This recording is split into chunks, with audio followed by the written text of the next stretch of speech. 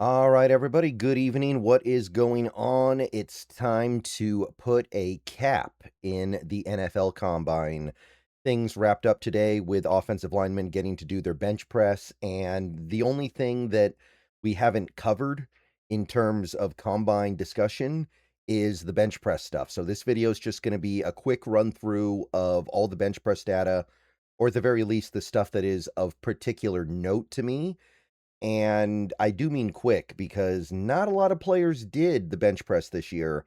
A good amount of offensive linemen did it. I guess a decent number of receivers did it, but let me tell you, this bench press thing, players not big fans of it. I guess if they don't feel like it's going to help them, they just want to get out of Indy and go back to wherever it is they're from. So there's not going to be a ton to look at here, but I want to take a look at what we do have with the bench press.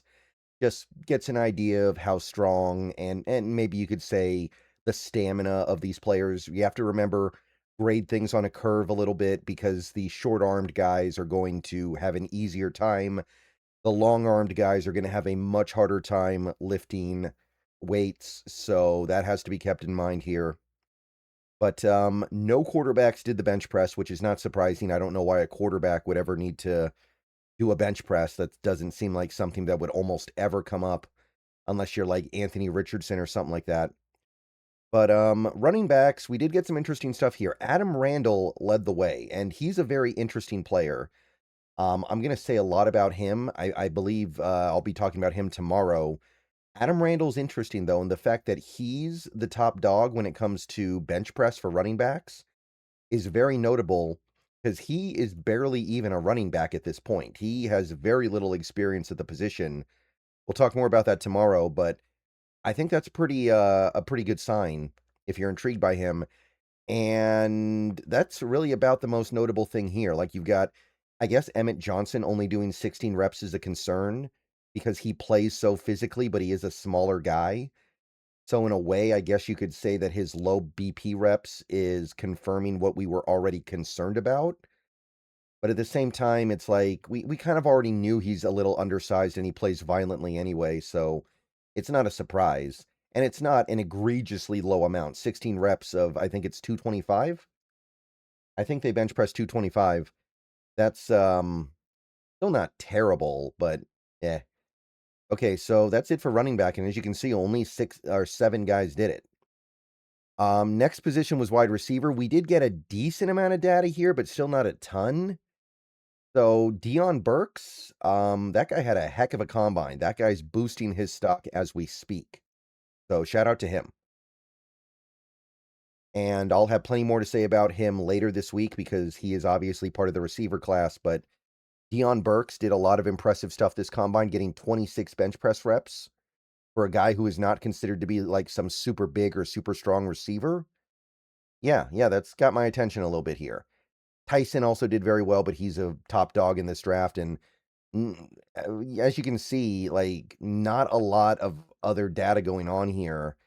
Antonio Williams with the 10 reps, he's already a smaller guy as it is, but that's obviously not great. That's not what you want to see. But at the same time, I don't know if bench press stuff really affects receivers that much. I don't know if this kind of a number is going to affect your perception of a player to a radical degree. But yeah, Dion Burks, shout out to him, man. 26 reps with his explosiveness. I'm thinking a little bit better of him now than I was before. And yeah, Antonio Williams, 10 reps, little bit concerning. I don't think he has super long arms either. Let's actually check in. Let me make sure I'm right about that real quick here. Yeah, not even 31-inch arms. So that's a little bit concerning, but we already knew he was kind of smaller. Tight end, got a pretty good sample here. And this is what I meant earlier when I said we got a good sample of wide receivers. I meant tight end. Tight end, we actually got a good chunk of the guys to go, but there wasn't really a lot of separation. Like the top guy had 28, and it's a pretty small time guy, Hibner. I don't know if he's a draft pick or not. And then the bottom guy was 20, so nobody did really terrible and nobody did really amazing.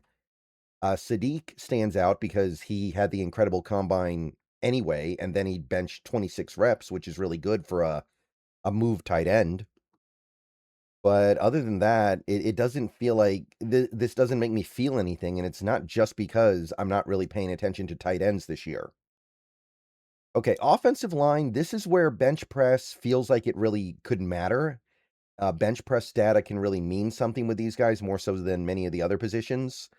So Blake Miller, really, really good. And he's a tackle. Remember, he's going to be playing tackle in the NFL. He does have the slightly longer arm, still did 32 reps, which is great. Connor Liu, notable for a center that, even with his injury, might be the top center in this draft. 31 reps. Shout out. I like it. Chase Bisontis.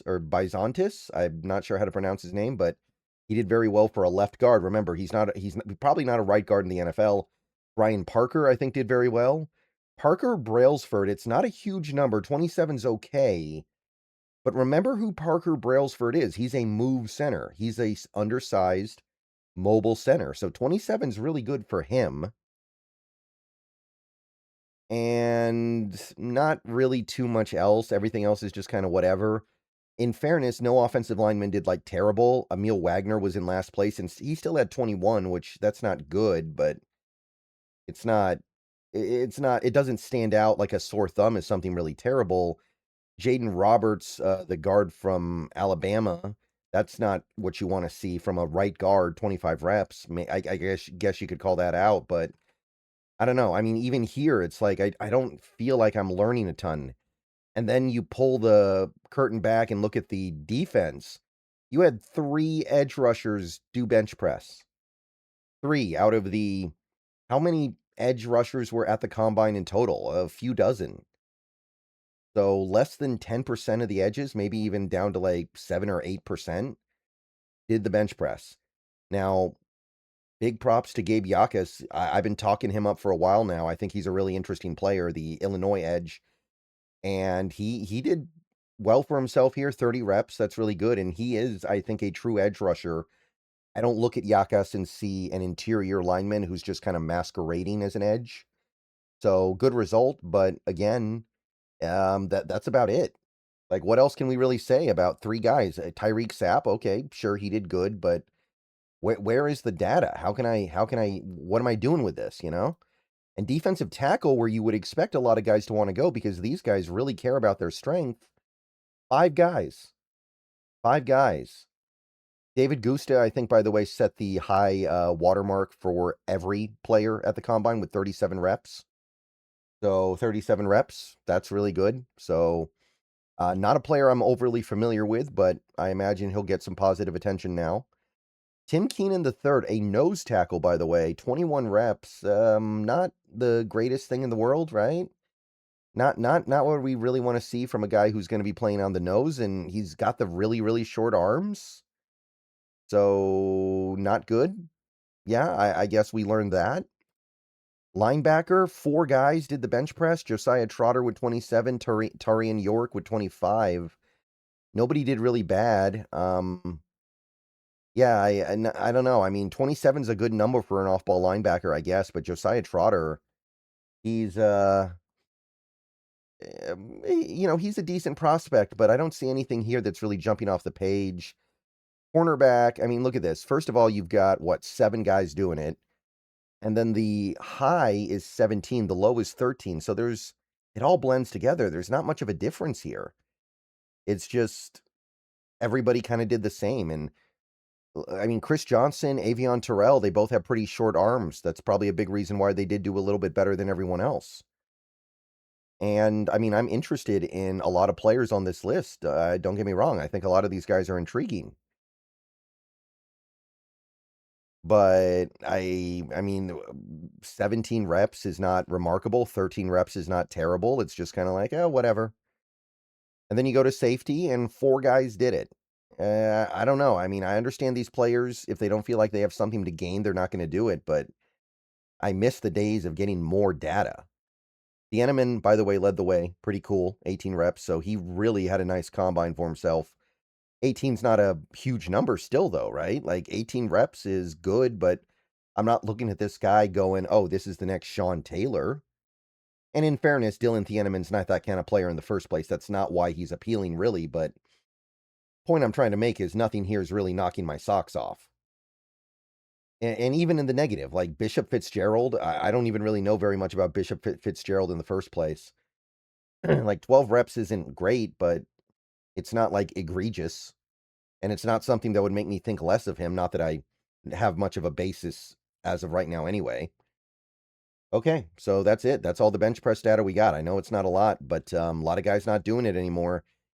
And that is going to take us home. So we now have all the combine data. There's still going to be pro day data, so worth monitoring. But yeah, that's unfortunately all we got.